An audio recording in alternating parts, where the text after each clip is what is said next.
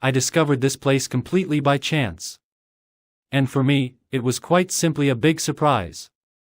The story of Aldeia da Cuada, a small village at the very western edge of the Azores, has had its ups and downs, and then, thanks to two passionate people, a remarkable revival. What we see here today is the rebirth of something that had almost disappeared into the pages of history. Listen to the story of Aldeia da Cuada. Here it is.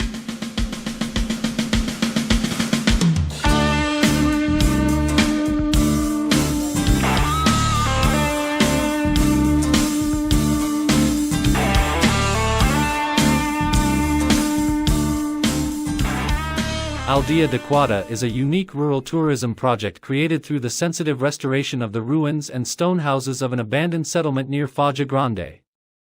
The original farming village was established in 1676 and served local residents for centuries.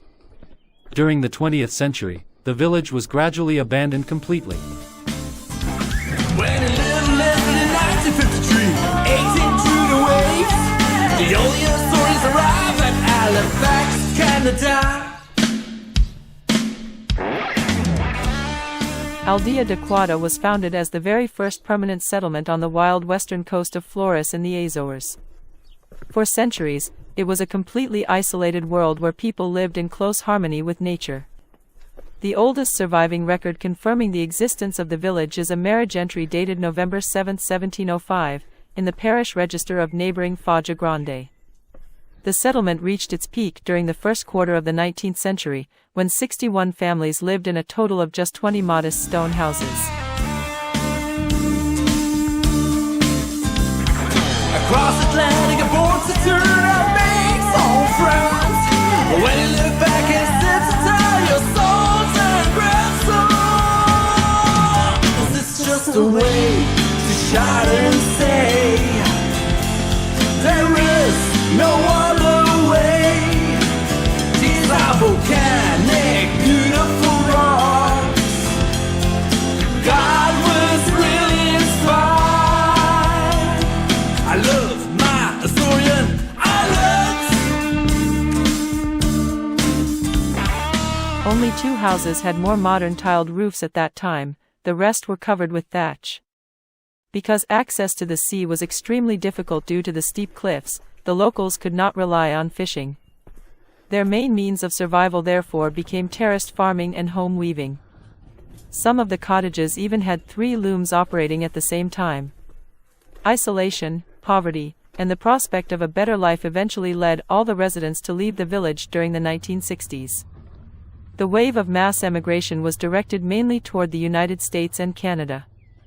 The houses, stables, and mills were left completely abandoned for more than 30 years, exposed to the harsh Atlantic weather.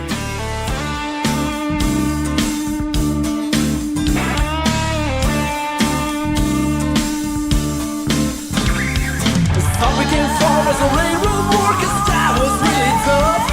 Just wanted some future for my kids and family. The couple Carlos and Teotónia originally had no intention of restoring the entire village. Around 1987, they bought a single ruin with the modest goal of creating a weekend getaway for themselves. Once the house was finished, they rented it for a while to a German couple. These visitors were so impressed by the absolute tranquility and raw beauty of the place that they gave the couple the idea of continuing to purchase the ruins and developing a rural tourism concept.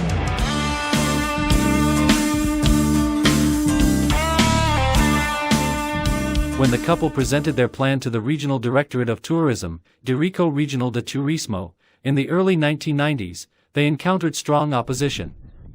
Officials refused to approve the project because the houses had no direct road access and there was no infrastructure.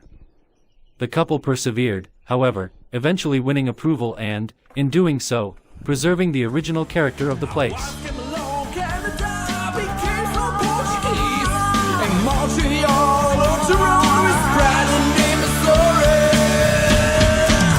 It's just a way to shout and say there is no other way. These are volcanic, beautiful rocks. God was really inspired. It's just a way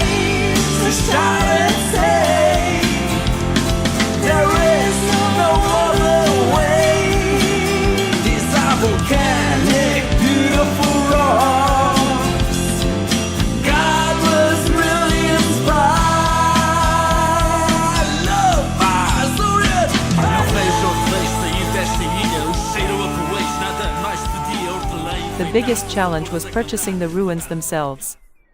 The original residents had emigrated to the United States and Canada, so the couple had to painstakingly track down their descendants and heirs scattered across North America. Every year, they invested all of their savings in purchasing another dilapidated cottage. The walls of the original houses were made simply from loosely stacked lava stones without any mortar, traditional dry stone walls. Carlos and Teotónia decided not to use modern building materials. All the houses were restored using the original volcanic stone collected directly from the surrounding ruins, while preserving the original architectural lines. The restoration of Aldeia da Cuada took almost 40 years and became the lifelong work of the Silva couple.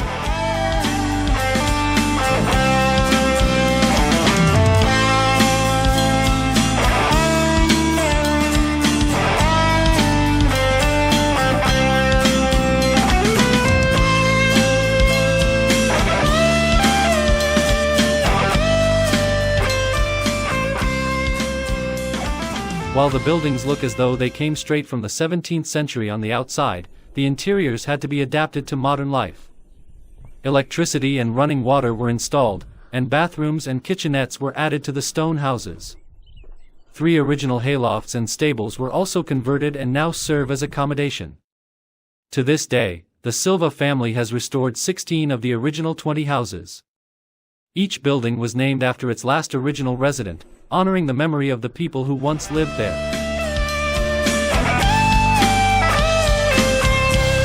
It's just a way to shout and say there is no other way. These are volcanic, beautiful rocks. God was really inspired. Today, the Sustainable Tourism Project is run by their daughter Carlota and her husband, Silvio. The village has retained its complete authenticity. Cars are not allowed inside, and vehicles must be left in the parking lot outside the settlement. The pedestrian lanes and walls are still made from the original black volcanic stone. The complex also includes a renowned restaurant combining traditional Azorean cuisine with modern gastronomy, as well as a bar, garden, and outdoor swimming pool.